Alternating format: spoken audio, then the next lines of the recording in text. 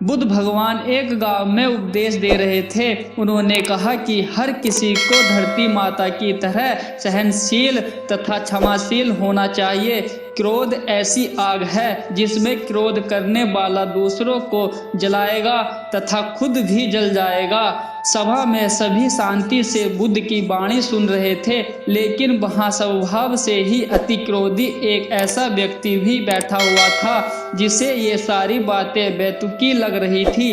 वह कुछ देर ये सब सुनता रहा, फिर अचानक ही आग बबूला होकर बोलने लगा, तुम पाखंडी हो, बड़ी बड़ी बातें करना यही तुम्हारा काम है। तुम लोगों को भ्रमित कर रहे हो। तुम्हारी ये बातें आज के समय में कोई मायने नहीं रखती।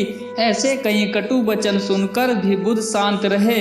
अपनी बातों से ना तो वह दुखी हुए, ना ही कोई प्रतिक्रिया की। यह देखकर वह व्यक्ति और भी क्रोधित हो गया और उसने बुद्ध के मुंह पर थूक कर वहां से चला गया।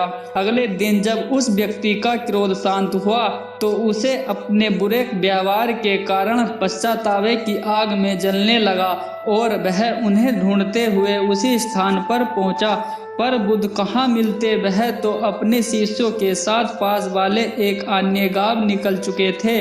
व्यक्ति ने बुद्ध के बारे में लोगों से पूछा और ढूंढते ढूंढते जहां बुद्ध प्रवचन दे रहे थे वहां पहुंच गया। उन्हें देखते ही वह उनके चरणों में गिर पड़ा और बोला, मुझे क्षमा कीजिए प्रभु। बुद्ध ने पूछा, कौन हो भाई, तुम्हें क्या हुआ है, क्यों क्षमा मांग रहे हो?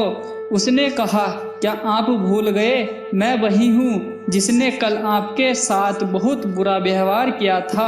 मैं शर्मिंदा हूँ, मैं मेरे दुष्ट आचरण की क्षमा याचना करने आया हूँ। भगवान बुद्ध ने प्रेम पूर्वक कहा, बीता हुआ कल तो मैं वहीं छोड़कर आ गया और तुम अभी भी वही अटके हुए हो।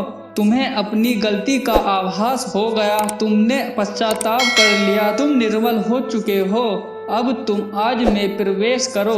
बुरी बातें तथा बुरी घटनाएं याद करते रहने से वर्तमान और भविष्य दोनों बिगड़ते जाते हैं। बीते हुए कल के कारण आज को मत बिगाड़ो।